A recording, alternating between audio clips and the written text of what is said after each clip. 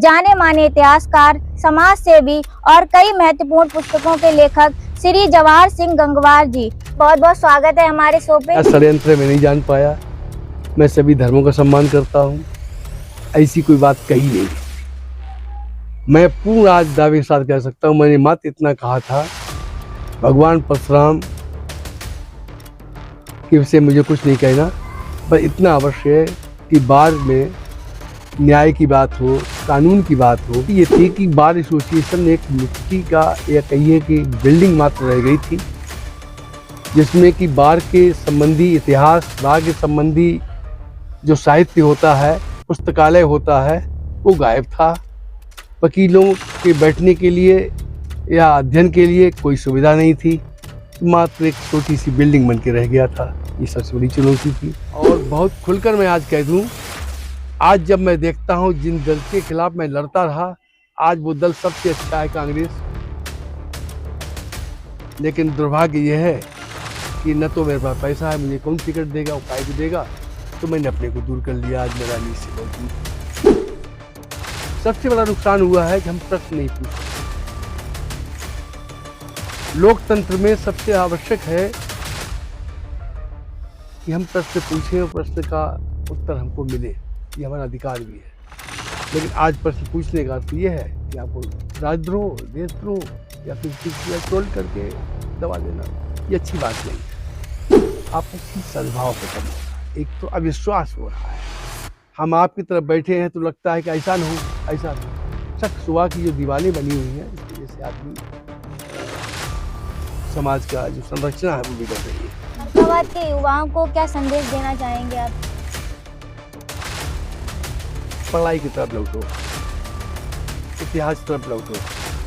पढ़ोगे स्वस्थ मन होगा और कहीं चलोगे, खासकर यूनिवर्सिटी पर विश्वास करोगे, इस रूप से दिग्भ्रमित होगे।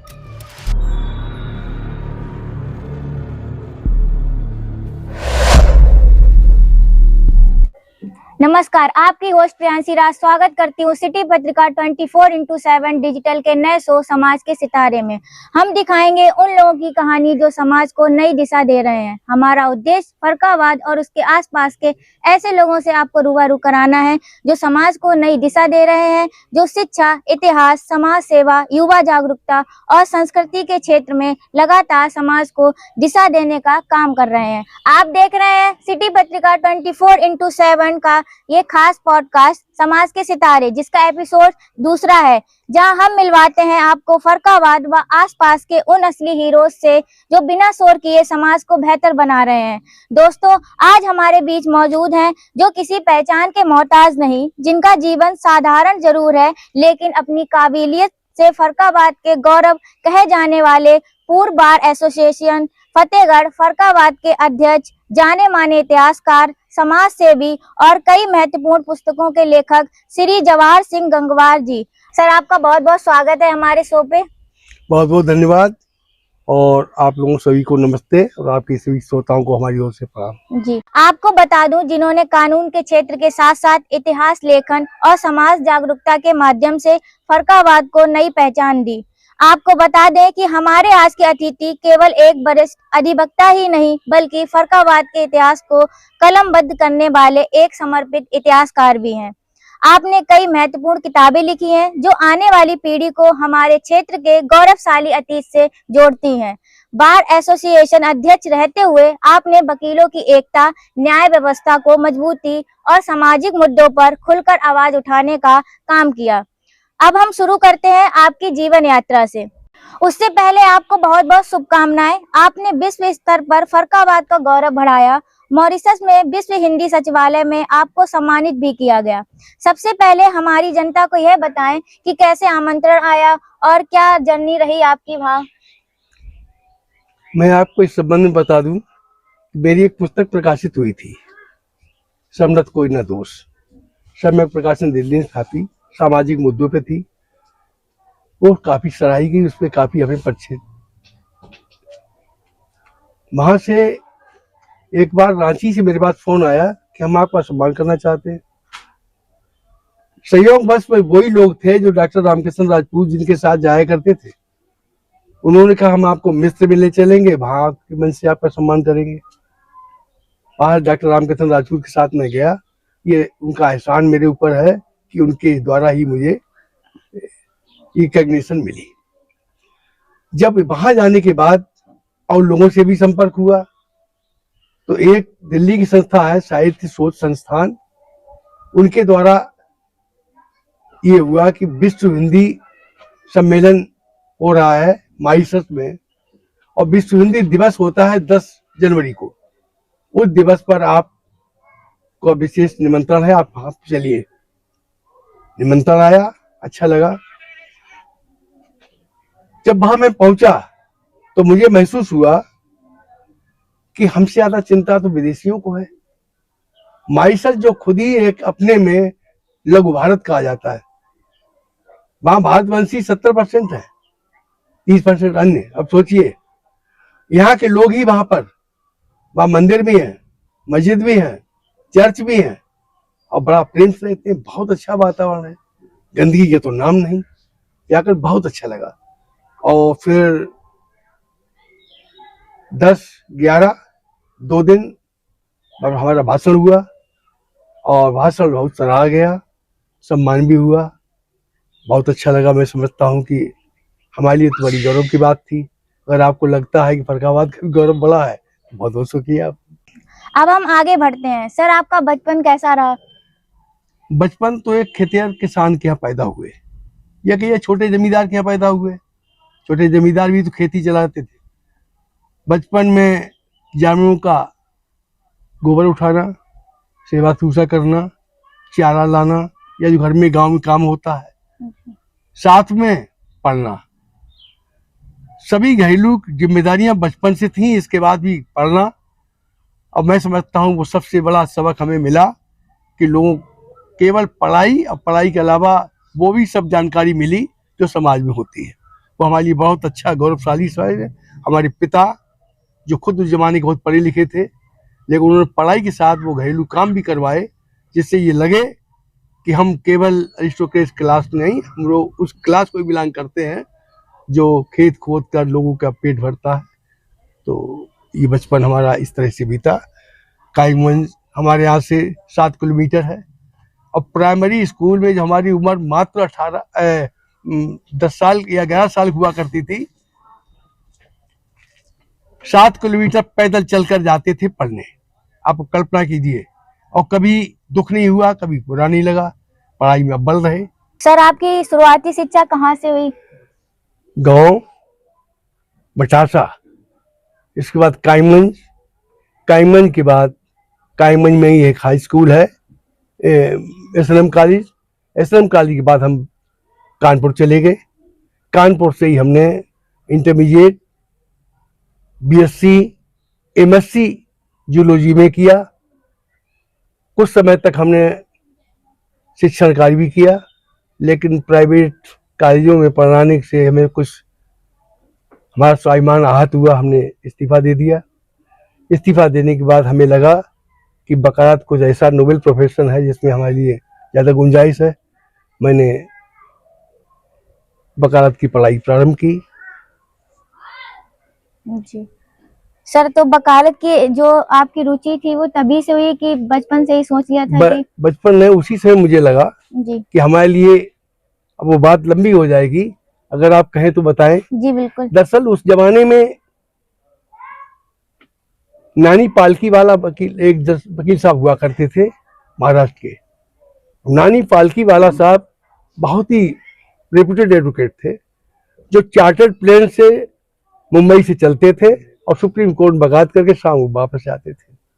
तो कहीं न कहीं ये लगा कि वकालत ऐसा प्रोफेशन है, अपनी चार्टर्ड प्लेन से जाकर और शाम को लौट के आपके आ जाता है। तो कहीं से लगा हमको कि हमें तो वकील बनना चाहिए।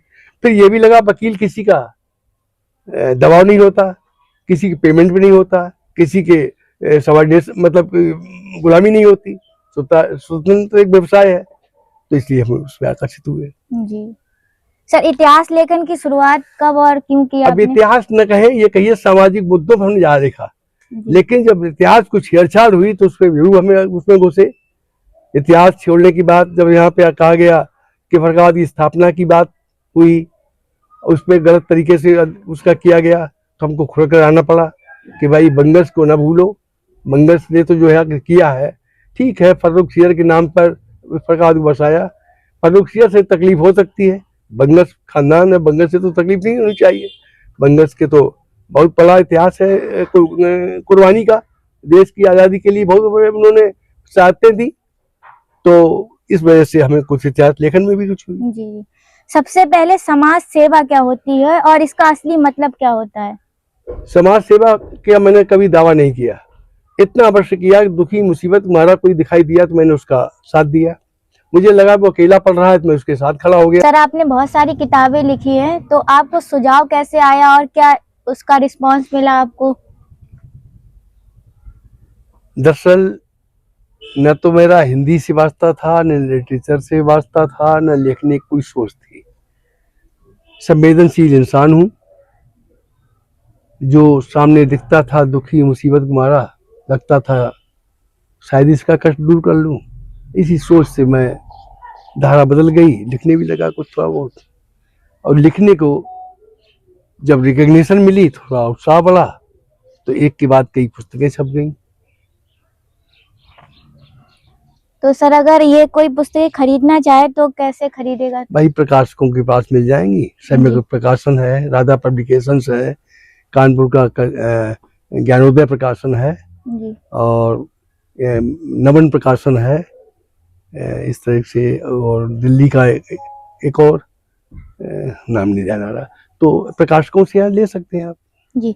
सर, वो कौन सा पल था कि आपको लगा कि मुझे इतिहास लिखना है?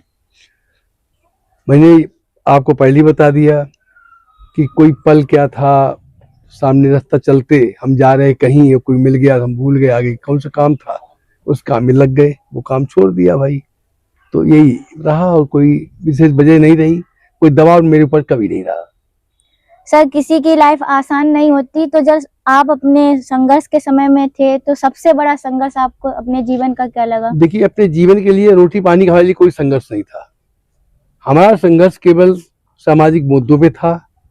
समाज की, दूसरों की तकलीफें, मुसीबतें देखकर मैं दुखी होता था, और लगा कि ये काम मुझे कर सकना चाहिए, मैं कर सकता हूँ, करने लगा। मैंने इस बात का कोई दावा भी नहीं किया मैं बहुत बड़ा समाज सेवी हूँ, लेकिन कोशिश करता रहा, कितना कर पाया वो अलग बात। सर, आपके ऊपर धर्म विशेष पर टिप्पणी करने का आरोप भी लगा, वो क्या मामला था और आपको क्यों ट्रोलिंग का सामना करना पड़ा? देखो बेटा, ऐसा है, समाज में बड़े बड़े लोग पड़े हुए हैं, क्या षड्यंत्र मैं नहीं जान पाया। मैं सभी धर्मों का सम्मान करता हूँ, ऐसी कोई बात कही नहीं गई थी। मैं पूरा आज दावे के साथ कह सकता हूँ, मैंने मात्र इतना कहा था, भगवान परशुराम के विषय मुझे कुछ नहीं कहना, पर इतना अवश्य है कि बाढ़ में न्याय की बात हो, कानून की बात हो, यहाँ कम से कम ये पूजा यहाँ नहीं होना चाहिए, इसके अलावा मैंने कुछ नहीं कहा। जी। सर, आप बार एसोसिएशन अध्यक्ष रहते हुए जो सबसे बड़ी चुनौती रही है वो क्या थी आपकी? हमारी चुनौती ये थी कि बार एसोसिएशन एक मिट्टी का, या कहिए कि एक बिल्डिंग मात्र रह गई थी, जिसमें कि बार के संबंधी इतिहास, बार के संबंधी जो साहित्य होता है, पुस्तकालय होता है, वो गायब था। वकीलों के बैठने के लिए या अध्ययन के लिए कोई सुविधा नहीं थी, तो मात्र एक छोटी सी बिल्डिंग बन के रह गया था। ये सबसे बड़ी चुनौती थी। जी। सर, कभी ऐसा लगा कि अब बहुत हो गया है, अब रहने देते हैं? ऐसा कभी नहीं हुआ, मैं निराशावादी कभी नहीं हूँ, मैं हमेशा चाहता हूँ कुछ न कुछ करूँ। कोई ऐसी घटना सच्ची जो आपको अंदर से बदल दिया हो? बार बार घटनाएं हुई, कभी मैं पॉलिटिक्स में था, पॉलिटिक्स छोड़ दी, मैं प्रोफेसर था, मैंने वो भी छोड़ दी, वकालत थी, मैंने वो भी छोड़ दी, तो पल पल बदलाव ही है। मैं अभी बदल रहा हूँ, जी अब सर। मैं साहित्यकार हूँ। सर, आप मीडिएशन सेंटर के मध्यस्थ हैं, इसमें आप क्या काम कर रहे हैं, बताएं। क्योंकि अधिवक्ता का काम लड़ाना ही नहीं है, ऐसा भी कुछ करना है जिसमें समाज में सद्भाव रहे, शांति रहे, प्रेम स्नेह का वातावरण रहे, ये भी हमारा दायित्व है। तो ये अधिवक्ता का ही काम है। हमें मालूम है कि हम जब किसी केस में होते हैं तो वो भी मुक्किल ही मुक्किल, हमारा सब कुछ दिखता है, और दूसरी पक्ष कितना ही सही हो तब भी हम उसकी बात को गलत इसलिए कहते हैं कि हमारा मुवक्किल क्या चाहता है, फाइल क्या चाहती है। यहाँ पर हम विधिक सेवा प्राधिकरण से जुड़े हैं, जिसके अंतर्गत हमको मध्यस्थ बनाया गया है माननीय उच्च न्यायालय द्वारा।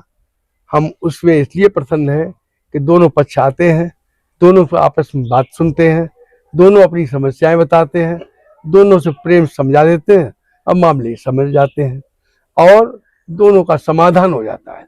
हमारे यहाँ जो संधि होती है उस पर कोई अपील नहीं होती, केस आगे नहीं बढ़ता। जब संधि हो जाती है तो समाधान हो जाता है और समाधान सबसे अच्छी चीज है। सर, आपका राजनीति में क्या इंटरेस्ट है और आपको कौन सी पार्टी अच्छी लगती है? मैं छात्र जीवन में भी राजनीति के पास रहा। आपातकाल के दौरान DIR का वारंट लंबे समय तक मेरे ऊपर रहा और आपातकाल के बाद जब राजनीति में आया तो मुझे लगा कि यहाँ भी आपाधापी है, यहाँ भी पैसे का वर्चस्व है, देख रहे हैं कौन जीतेगा, कौन के पास पैसा है। मैंने अपनी राजनीति से दूर कर लिया। आज मैं करीब सभी दलों के पास थोड़ा थोड़ा बैठा हूँ, देखा हूँ। लोग ये भी कह सकते हैं कि सभी दलों को छोड़ आए, सबको देखे आए, लेकिन हमारा कोई निस्वार्थ नहीं था। मैंने सब में देखा और बहुत खुलकर मैं आज कह दूं, आज जब मैं देखता हूं जिन दल के खिलाफ मैं लड़ता रहा, आज वो दल सबसे अच्छा है कांग्रेस। लेकिन दुर्भाग्य यह है कि न तो मेरे पास पैसा है, मुझे कौन टिकट देगा, वो काय को देगा, तो मैंने अपने को दूर कर लिया। आज मैं राजनीति से बहुत दूर हूँ। तो सर, अगर आपके पास पैसा हो तो आप मतलब करना राजनीति में? अब नहीं, अब कोई सवाल नहीं उठता है। जी सर। एक सोशल मीडिया पर वीडियो वायरल हुआ है जो फरक्काबाद की इन्फ्लुएंसर, फरक्काबाद की क्वीन नाम से उनकी आईडी है और उनके साथ एक और है लड़की।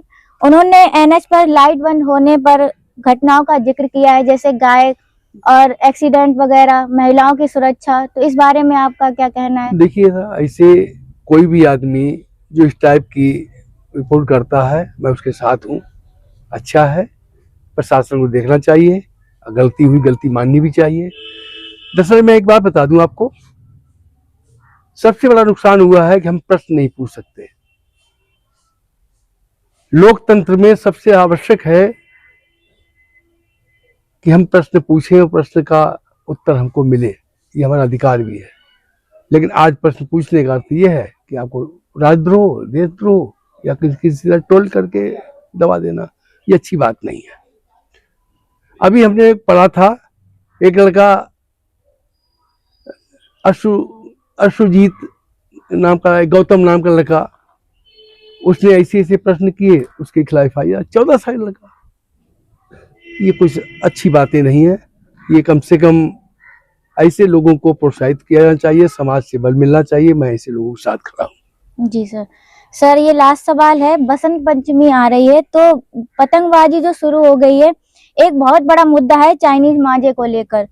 तो आप, इसकी वजह से कई सारी जिंदगियां खत्म हो चुकी हैं और लगातार इसका चलन चलता ही जा रहा है। प्रशासन की क्या जिम्मेदारी है इसके प्रति और हमारी क्या जिम्मेदारी है इसके प्रति, आप बताइए। देखिए, चाइनीज माल जो आ रहा है अपने आप तो आ नहीं रहा है जी। हमारे ऊपर के नेता लोग, हमारे लोग, राजनीतिक लोग, हमारे लोग जो सत्ता में बैठे हुए लोग, आ रहा है तो बेच रहे लोग।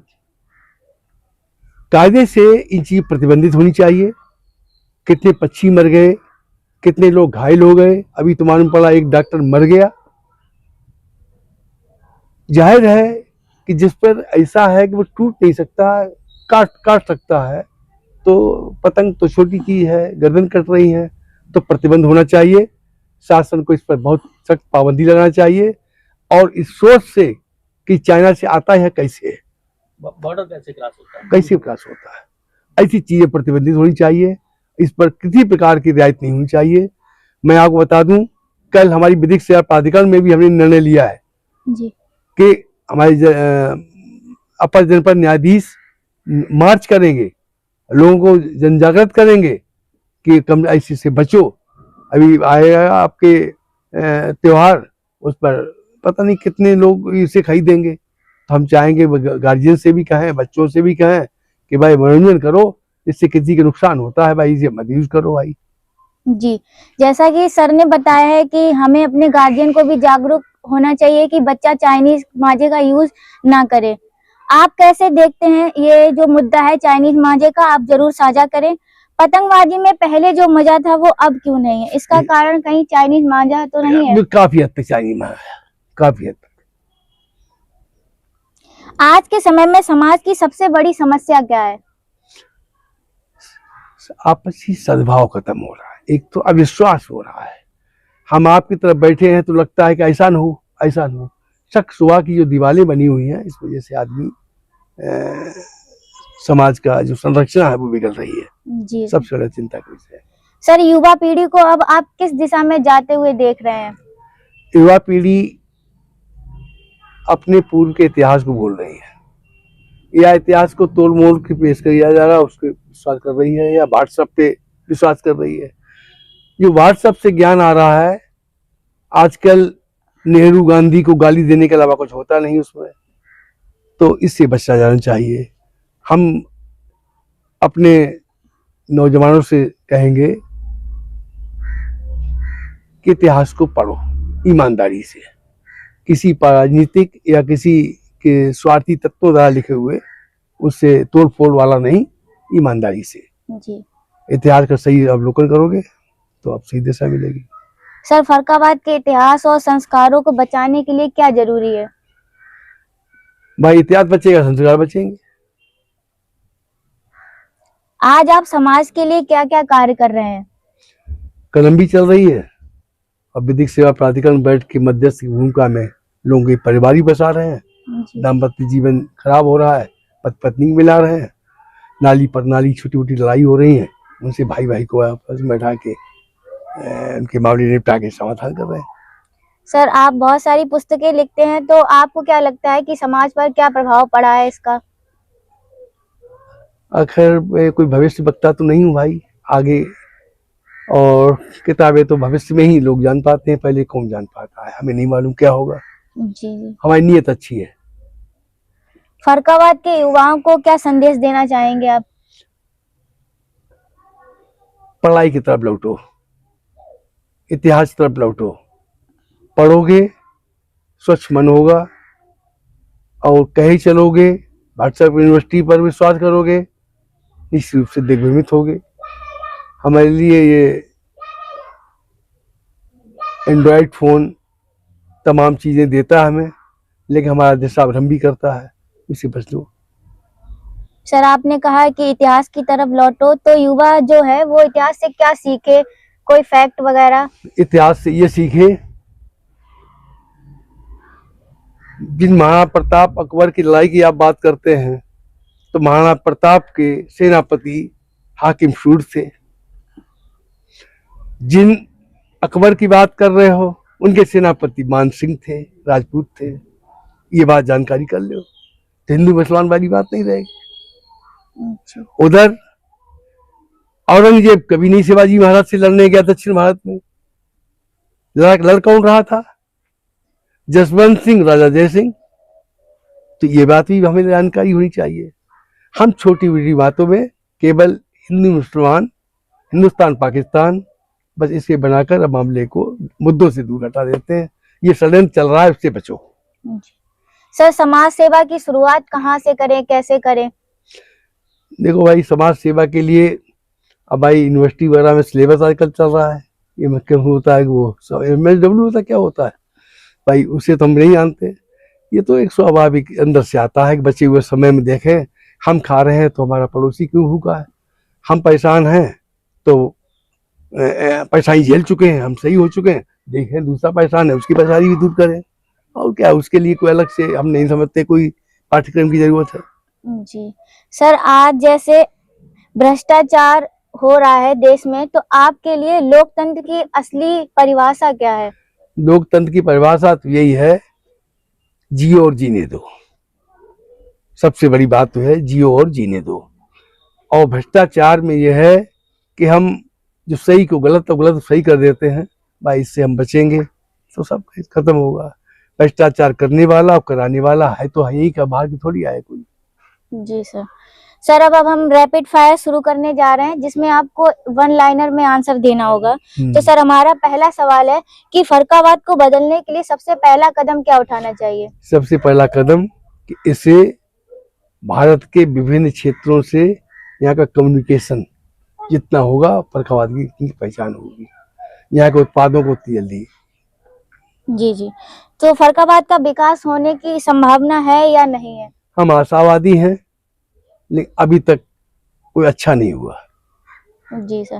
जैसा कि आप इतिहास की तरफ ज्यादा जोर देते हैं युवाओं के लिए, तो फोन जरूरी है या किताबें? किताबें जरूरी हैं। इतिहास भूलना या संस्कार भूलना क्या ज्यादा खतरनाक है? इतिहास भूलना। एक शब्द में खुद को कैसे बताएंगे आप? मैं बहुत ही ईमानदारी से लगा रहा, ऐसी लगा रहना चाहता हूँ। जी। शौहरत या संतोष क्या जरूरी है? संतोष। कलम या कुर्सी? कलम। झूठा गौरव या सच्चा इतिहास? सच्चा इतिहास। आपका रोल मॉडल कौन है? हमारे रोल मॉडल बाबा साहब अम्बेडकर जी। और पटेल। समाज का सितारा किसे कहेंगे? समाज से तो कोई नहीं भाई। आने वाली पीढ़ी के लिए कोई लाइन आप जो अपना संदेश पहुंचाना चाहते हैं? ईमानदारी से अपने काम करो, दूसरे की दुखी और मुसीबत में काम आओ। फर्रुखाबाद को एक शब्द में कैसे बयां करेंगे आप? फर्रुखाबाद अतीत गौरवशाली जो आज तबाह है। सर आपकी कोई एक ऐसी सच्चाई जो कैमरे के सामने आप बताना चाहें और आपके बारे में बहुत कम लोग जानते हो, वो बात? भाई सब कोई जानता है, मैं तो खुले दिल का हूँ, ऐसा कुछ भी नहीं मेरे अंदर नहीं जो कोई नहीं जानते। लोग मेरे पूरा खोद निकालते हैं वैसे जो कुछ हूँ, मैं छिपा ही नहीं पाया आज तक। मैं बस यही कहना चाहूंगी कि इतिहास सिर्फ किताबों में नहीं, हमारे कर्मों में भी होना चाहिए। अगर हम आज सही काम करेंगे तो कल का इतिहास अपने आप ही उज्जवल होगा। आज के हमारे मेहमान श्री जवाहर सिंह गंगवार जी का बहुत बहुत धन्यवाद। बहुत बहुत धन्यवाद, आपने हमें मौका दिया, इस लायक समझा, बहुत बहुत शुक्रिया। विचार और संघर्ष हमारे साथ साझा किए। दोस्तों अगर आपको आज का एपिसोड पसंद आया है तो लाइक करें, शेयर करें। सिटी पत्रिका 24x7 डिजिटल को सब्सक्राइब जरूर करें। मैं हूं आपकी होस्ट प्रियांशी राज, आप देख रहे थे समाज के सितारे। मिलेंगे अगले एपिसोड में नई शख्सियत, नई कहानी और समाज को रोशनी देने वाले एक नई सोच के साथ। तब तक जय हिंद, जय समाज।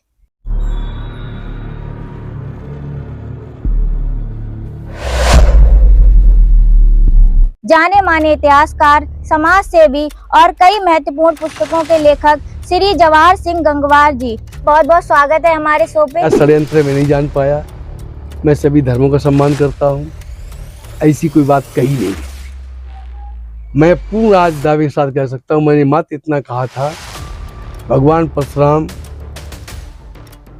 के विषय मुझे कुछ नहीं कहना, पर इतना अवश्य है कि बाढ़ में न्याय की बात हो, कानून की बात हो। ये थी कि बार एसोसिएशन में एक मिट्टी का या कहिए कि बिल्डिंग मात्र रह गई थी, जिसमें कि बार के संबंधी इतिहास, बार के संबंधी जो साहित्य होता है, पुस्तकालय होता है, वो गायब था। वकीलों के बैठने के लिए या अध्ययन के लिए कोई सुविधा नहीं थी, मात्र एक छोटी सी बिल्डिंग बन के रह गया था। ये सबसे बड़ी चुनौती थी। और बहुत खुलकर मैं आज कह दूं, आज जब मैं देखता हूं जिन दल के खिलाफ मैं लड़ता रहा, आज वो दल सबसे अच्छा है कांग्रेस। लेकिन दुर्भाग्य यह है कि न तो मेरे पास पैसा है, मुझे कौन टिकट देगा, वो काय को देगा, तो मैंने अपने को दूर कर लिया। आज मेरा नीच से बहुत दूर। सबसे बड़ा नुकसान हुआ है कि हम प्रश्न नहीं पूछते। लोकतंत्र में सबसे आवश्यक है कि हम प्रश्न पूछें और प्रश्न का उत्तर हमको मिले, ये हमारा अधिकार भी है। लेकिन आज प्रश्न पूछने का अर्थ ये है कि आपको राजद्रोह, देशद्रोह या फिर किसी का ट्रोल करके दबा देना, ये अच्छी बात नहीं है। आपसी सद्भाव खत्म हो रहा है, एक तो अविश्वास हो रहा है। हम आपकी तरफ बैठे हैं तो लगता है कि ऐसा न हो, ऐसा न हो। शक सुबह की जो दीवारें बनी हुई हैं, इसकी वजह से आदमी समाज का जो संरचना है वो बिगड़ रही है। औरंगाबाद के युवाओं को क्या संदेश देना चाहेंगे आप? पढ़ाई की तरफ लौटो, इतिहास की तरफ लौटो। पढ़ोगे स्वस्थ मन होगा और कहीं चलोगे, खासकर यूनिवर्सिटी पर विश्वास करोगे, निश्चित रूप से दिग्भ्रमित होगे।